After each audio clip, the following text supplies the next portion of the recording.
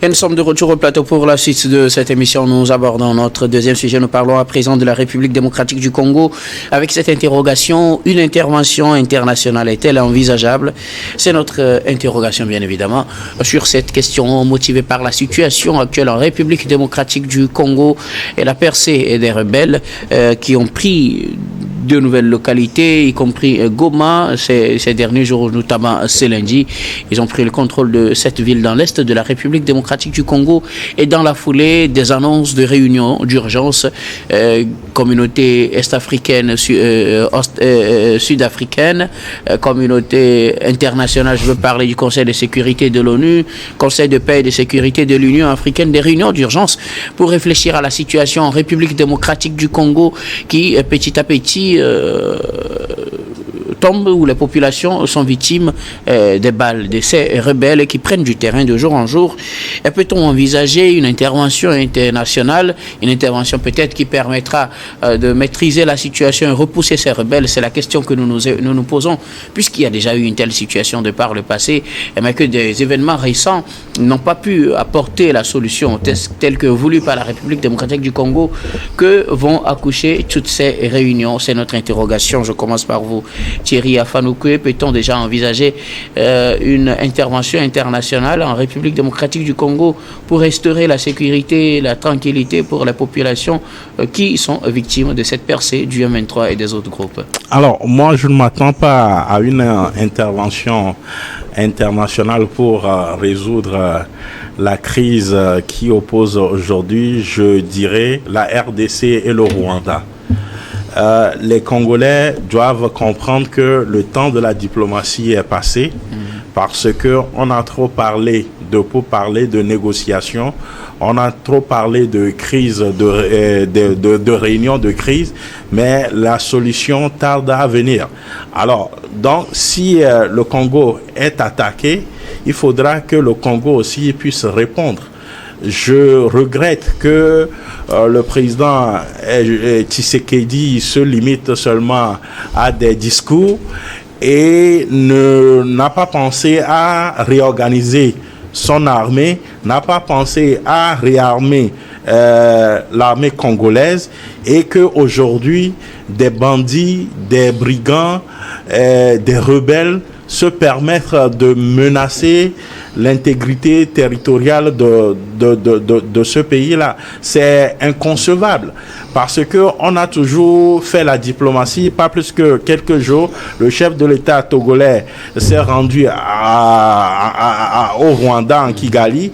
C'est vrai, le communiqué officiel qui nous a été servi n'a pas fait cas de ce conflit-là, mais nous tous, nous savons que cette question-là ne pouvait pas échapper les deux chefs d'État. Et voilà, quelques jours après, c'est Goma qui est pris, la population est désemparée, la communauté internationale est bien présente, elle connaît celle qui attaque, celle qui viole les règles, celle qui piétine son voisin, mais ne dit rien. Alors pourquoi parler encore d'une intervention internationale? La RDC doit, comme c'est le cas au Niger, se désengager des sous-traitances et pourquoi pas renouveler son armement, se doter des drones et mater ces rebelles-là. Parce que si ces rebelles-là arrivent à percer jusqu'à la capitale de Goma, c'est parce que ces rebelles ont des moyens et que l'armée congolaise n'arrive pas à faire front, n'arrive pas à faire face à l'avancée de ces rebelles-là. C'est déplorable pour notre pays. Et Tshisekedi doit revoir la copie. Moi, je serais à sa place, je serais tenté même de démissionner parce qu'il a échoué. En prêtant serment pour son deuxième mandat, il a prêté serment de garantir l'intégrité territoriale de la RDC. Mais aujourd'hui, il a totalement échoué. Vous avez vu ce qui se passe aujourd'hui dans la capitale Kinshasa, où les ambassades sont attaquées, où la population se retrouve dans la rue parce que les gens sont désemparés. Les gens ne comprennent pas. Cette communauté internationale a fait double jeu. Quand c'est Ukraine, on mobilise les moyens, on arme l'Ukraine contre la Russie. Mais pourquoi en RDC, on ne fait rien? Il faudrait que peut-être la RDC puisse trouver d'autres partenaires pour lui permettre de se réarmer, pour lui permettre de faire face à ce conflit-là qui n'a trop duré. Il est temps que, même au niveau de l'armée, le chef d'état-major général doit démissionner, à mon sens, là, parce que leur mission, ils ont failli. Ils ont failli. Il est temps que les Congolais se ressaisissent. Il est temps que les Congolais matent ces rebelles-là. Non, c'est pas sérieux ce qui se passe en RDC. Merci beaucoup. À vous Thierry Afanouke. Alors ma question, est-ce qu'il faut envisager une intervention de la communauté internationale? Je dis non. Je dis non. Il ne faut pas attendre la communauté internationale. Il faut que l'armée congolaise se réarme. Il faut que l'armée congolaise se réorganise pour faire face à cette rébellion-là. Vous avez vu depuis que Tshisekedi est là, toutes les politiques sécuritaires qu'il a mises en place pour faire face à cette rébellion-là. On a décrété l'état d'urgence sécuritaire, mais depuis quelques jours, on est en train de discuter pour revoir, pour alléger cet état d'urgence-là. Donc, ça veut dire que les missions ont échoué. Merci beaucoup. À vous Thierry Afanouke. Louis Kamako, c'est simple. Est-ce qu'une intervention internationale serait envisageable, puisqu'on a vu qu'au plan diplomatique, la plupart des initiatives ou toutes les initiatives qui ont été lancées pour la paix dans l'est de la République démocratique du Congo n'ont pas porté de fruits. La guerre continue, le M23 progresse sur le terrain, la communauté internationale tient plusieurs réunions. Est-ce qu'on peut envisager, ou bien on peut déjà se dire que peut-être à la fin de ces réunions, on décidera d'intervenir? Bon, d'abord, sur la question, si vous le permettez, je voudrais prendre un petit peu à contre-pied Thierry Afanouke. C'est-à-dire que quand je le vois tirer à boulet rouge sur Tshisekedi, je me dis que c'est ce qui est le plus facile. Parce que la situation au Congo, c'est une situation assez compliquée, complexe. C'est une situation qui date. Si Tshisekedi perd, Kabila perd et Kabila, le fils, n'ont pas pu justement régler ce problème-là, je ne pense pas que on va justement imputer la responsabilité à Félix Tshisekedi, parce que le mal est profond, comme je le dis, la plaie. Non, eux, ils n'ont pas pu parce qu'ils sont arrivés au pouvoir avec le concours du Rwanda, malheureusement. Justement, j'en viens justement. C'est-à-dire que quand vous voyez, c'est une fourmilière, quand vous risquez de taper dedans, vous allez créer tellement de vagues, en fait, et de remous. Si vous voyez la situation telle qu'elle se passe, Thierry l'a dit tout à l'heure que les ambassades sont prises à partie par les jeunes, ça veut dire que c'est tout simplement qu'il y a une complice, en fait, il y a une hypocrisie qui ne dit pas son nom dans ce dossier-là. Vous avez une communauté internationale qui a pris parti, qui aujourd'hui justement soutient le M23, et là c'est pas moi qui le dis, parce que plusieurs rapports de l'ONU le disent et le martèlent à chaque bout du champ. Donc ça veut dire qu'aujourd'hui le Congo, la aide des Congo est seule contre toute l'humanité. Vous avez vu un État comme l'Ouganda qui n'a jamais joué franc dans ce jeu. Tantôt, il se montre du côté du M23, tantôt il se montre du côté des forces armées de la République démocratique du Congo. Donc ça veut dire que quelque part, tout le monde est là justement pour ses intérêts. Et donc aujourd'hui dire que Tshisekedi en fait de la démagogie, d'autant plus que ne tient pas à sa promesse de campagne, je pense que c'est trop facile en fait d'arriver à ce genre de conclusion. On est face à une situation où même dans un pays où un pays qui est victime aujourd'hui de la richesse de son pays. Et là où je peux peut-être en fait essayer de rendre Thierry, c'est cette sous-traitance-là sécuritaire qu'on est en train de voir.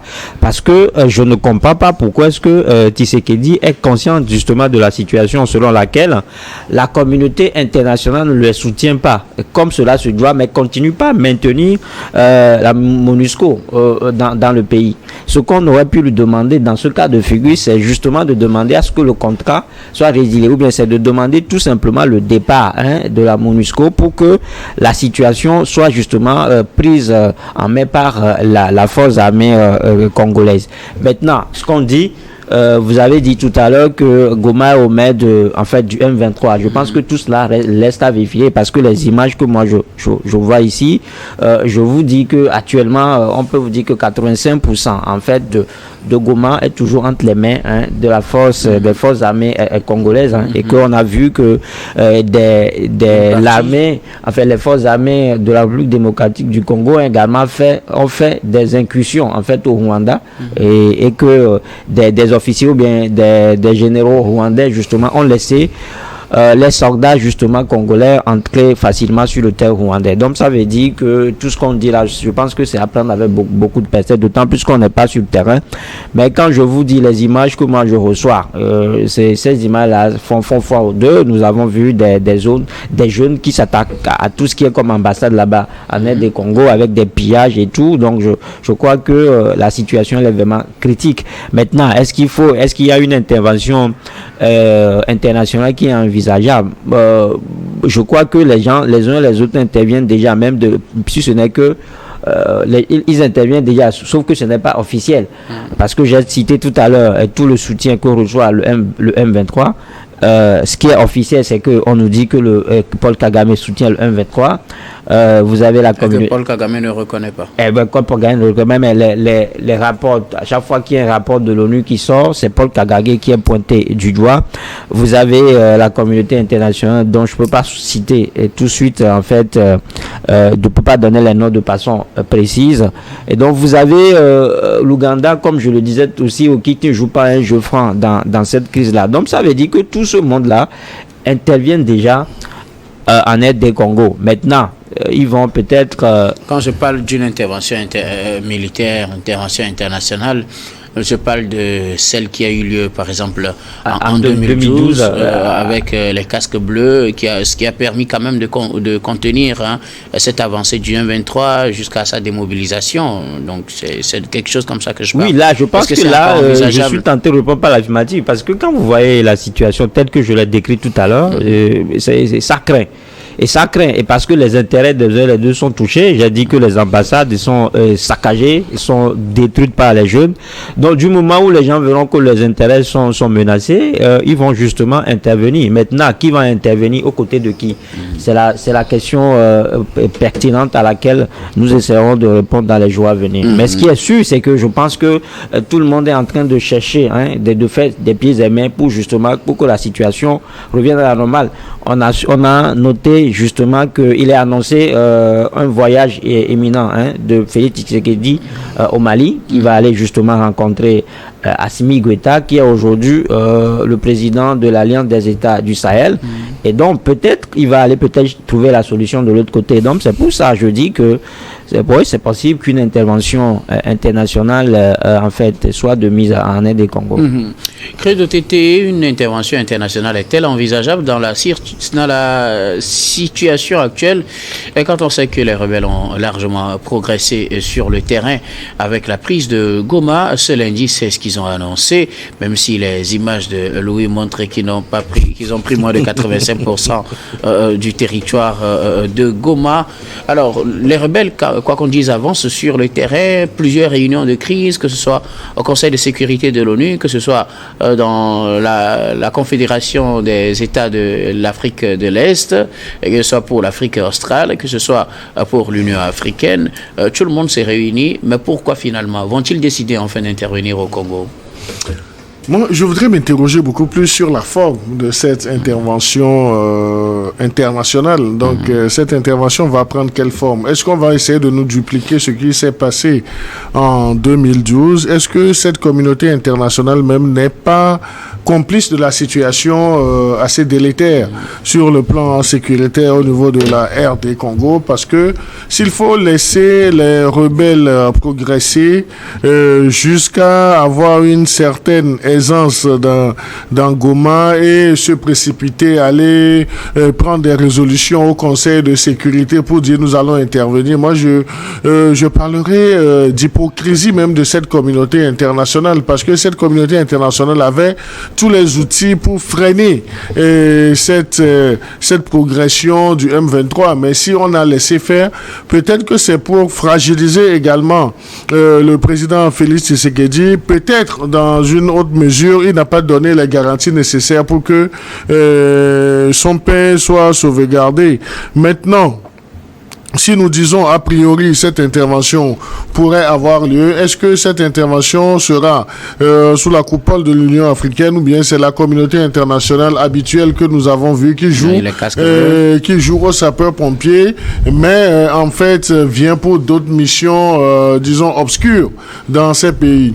Il ne faut pas perdre de vue la richesse du territoire congolais qui suscite aussi convoitise de la part des puissances internationales. Maintenant que la situation est assez délétère, c'est vrai également dans une autre mesure que le président Félix Tshisekedi est également en partie responsable, parce que lorsque vous n'avez pas les moyens de votre politique, il ne suffisait pas de vociférer. Le dernier jour de campagne pour la dernière présidentielle en RD Congo, donc à écouter le président congolais, c'est à croire qu'il avait disons toutes les solutions à portée de main, qu'il allait en finir avec cette rébellion, bien que il avait commis une bévue également, c'est de déclarer la guerre au Rwanda, parce que le Rwanda jusqu'à ce jour est dans une posture du pays qui ne soutiendrait pas le M23, même si l'insinuation est beaucoup plus accentuée du côté de la RD Congo. Je suis curieux, quelle est la forme de cette intervention à la Congo qui l'insinue, mais les rapports de l'ONU. Plusieurs rapports de l'ONU incriminent en fait le Rwanda en fait de soutenir justement le M23. Donc, et je ne fais pas d'analyse dans ce sens-là, mais moi je m'interroge, quelle est la forme de cette intervention,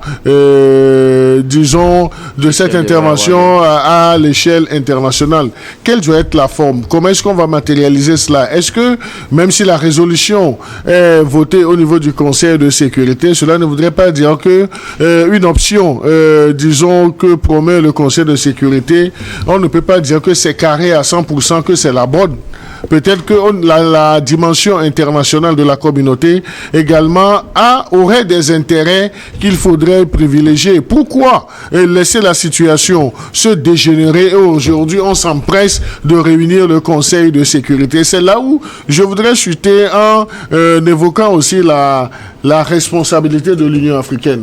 La responsabilité de l'Union africaine qui a toujours brillé par une faiblesse, en ce sens que l'Union africaine ne pèse pas tellement, sinon ces conflits-là, on pourrait trouver des approches de solutions dans une dimension africaine. Maintenant, jusqu'à ce que le Conseil de sécurité soit saisi, quelle est la position actuelle de l'Union africaine dans cette résolution du Conseil de sécurité? Est-ce que nous allons toujours, en tant que pays africain, assister sans prendre de gants, sans prendre des mesures nécessaires afin que la solution nous vienne toujours de l'Occident, des puissances étrangères? Quelle est la forme? Donc il faut que nous puissions aussi avoir à l'esprit que la communauté internationale, surtout les Occidentaux, quand ils disent qu'ils vont intervenir dans un pays, ce ne sont pas des Papa Noël, sûrement qu'ils ont des intérêts dans ces pays-là.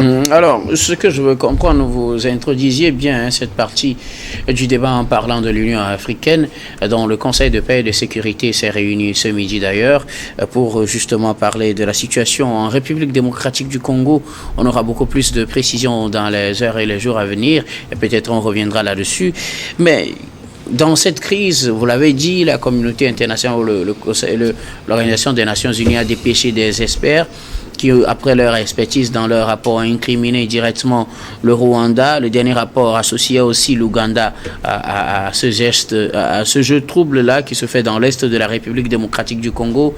Mais au-delà de la communauté internationale, quelques pays comme la France, les États-Unis se sont prononcés clairement, appelant le Rwanda à cesser de soutenir le M23 et à intervenir militairement dans l'est de la République démocratique du Congo. Mais bizarrement, aucun pays africain ne s'est prononcé sur la question clairement pour dire le Rwanda agresse la République démocratique du Congo, il faut arrêter. Qu'est-ce qu'attendent ces pays-là? Attendent-ils de voir comment la situation va se présenter pour savoir qui soutenir, qui n'est pas soutenu, qui se passe-t-il réellement, pour que les pays africains qui se retrouvent dans l'Union africaine avec et la République démocratique du Congo et l'Union africaine hésitent à se prononcer. On sait que tout le monde entretient de très bonnes relations, ou du moins la plupart entretiennent de très bonnes relations, et avec le Rwanda et avec la République démocratique du Congo. Mais dans ce genre de situation, n'est-il pas normal de prendre position et de dire peut-être à l'agresseur de ne pas agresser, ou bien finalement, il y a d'autres choses qu'on ne nous dit pas dans cette affaire. Mais je m'interroge. Dans cette affaire-là, vous avez bien fait de le relever. L'Angola, qui est un pays engagé dans la médiation, dans la réconciliation, dans cette affaire, comme vous venez de le dire, jusqu'à maintenant ne s'est pas prononcé. L'Angola, tout cela ramène... C'est le médiateur proposé par l'Union africaine. Moi, je trouve que pour l'Angola, on peut comprendre, parce que quand vous êtes médiateur, quand vous prenez position, ça peut mettre... Non, mais on peut appeler au calme. Mais les autres, au-delà de l'Angola, les autres, moi, je pense que les autres... à l'observation des résolutions déjà prises. Tout cela ramène le débat sur la sous-traitance. Dans mon précédent développement... Oui, tout à fait. Dans mon précédent développement, je disais que la sous-traitance n'est pas seulement d'ordre sécuritaire, il y a aussi de la diplomatie. Nos pays ne prennent pas position souvent dans ces genres de crises parce que ils ne veulent pas offenser ou frustrer leurs parrains, si je peux m'exprimer ainsi, leurs partenaires. Donc, il y a tout ça là. C'est ça aussi la complicité ou la duplicité de la diplomatie sur notre continent. Est-ce que finalement, ça ne fait pas plus de mal aux populations civiles? C'est ça. Pour preuve, la population a réagi bruyamment aujourd'hui en RDC, en s'attaquant aux ambassades. Vous voyez la France, excusez-moi, je parle de Nicolas Sarkozy, mais Macron, dans cette affaire-là, tantôt il tient un discours en RDC, il va au Rwanda, il tient un autre discours. Pourtant, au moins lui, il faut reconnaître qu'il s'est prononcé au moins sur la situation. Son désir. Voilà. Mais au moins lui, il a dit quelque chose. Finalement, les autres pays africains eux-mêmes ne disent rien. Mais c'est ça, je dis. Même les pays voisins. Parce que ce qui se passe actuellement en RDC, plus précisément à Goma, menace également la sécurité des autres pays. La preuve, il y a des gens qui ont traversé les frontières pour se réfugier. Donc il faudrait, Donc il faudrait qu'on puisse trouver rapidement une solution à cette crise-là. Moi, je dis, et je le répète, lui a si bien fait de le rappeler, peut-être le passage de Tshisekedi au Mali, à Bamako, va faire un tic dans sa tête, dans ses prises de décision, pour se débarrasser finalement de ces sous-traitances-là et réarmer l'armée congolaise pour faire face et mater ces bandits-là. Non, mais moi, pourquoi on n'entend pas souvent les pays africains se prononcer sur cette question? Non, mais je crois que les pays africains sont dans une dynamisme. Et disons, cette dynamique est tenue par l'Union africaine. Et Thierry a parlé de l'Angola comme médiateur, mais l'Angola comme médiateur ne va pas donner les conclusions de sa médiation sur la place publique. Donc, il faudrait que un compte rendu bien fourni soit fait, disons, à l'Union africaine par le biais de cette commission paix et sécurité. Donc, l'Angola ne peut pas, aussi bien l'Angola comme pays médiateur que les autres pays africains ne peuvent pas se prononcer du moment où vous êtes déjà dans une entité continentale. Donc là, ne serait-ce que appeler à l'arrêt des combats, c'est tout ce que moi je demande. Ça a tout son sens. Non, mais je crois que cet appel-là est toujours discuté, est déjà matérialisé au sein de ce Conseil sécurité et paix de l'Union africaine. Que les pays africains se taisent sur cette situation. Non, mais ce n'est pas une affaire de se taire. Moi, je dis les pays africains s'expriment sous l'autorité de l'Union africaine. Parce que dans d'autres crises, on mandate des gens pour aider les pays en conflit à trouver des solutions. Mais quand ça ne va pas, même avec le secrétaire général de l'ONU, des fois, quand ça ne va pas, il prend la parole. Pourquoi chez nous, sur le continent, on ne peut pas le faire? Tout ce qu'on demande aujourd'hui en Angola, c'est de dire au moins, d'appeler à un cessez-le-feu. Et de cesser de tuer la population. Ça, l'Angola le fait. Puis dans le cadre des négociations. Oui, mais moi, ce que je voudrais que Thierry comprenne cette posture, l'Angola peut décider ou non de la prendre. Mais du moment où c'est l'Union africaine qui a donné ce mandat à l'Angola, l'Angola doit rendre compte à cette entité de l'Union africaine. Alors, au-delà de l'Angola, les autres pays africains. Non, les autres pays africains aussi sont tenus par les textes de l'Union africaine. Donc, c'est là où moi, je voudrais qu'on secoue beaucoup plus cette entité continentale qu'est l'Union africaine de passer de se prononcer. Ce conseil de paix, c'est difficilement qu'ils s'entendent même au sein de ce conseil de paix. Non, c'est ce qui fait, vous savez, la différence ou bien la pluralité d'opinions enrichit à un certain moment le débat. Parfois, ça ne traîne pas.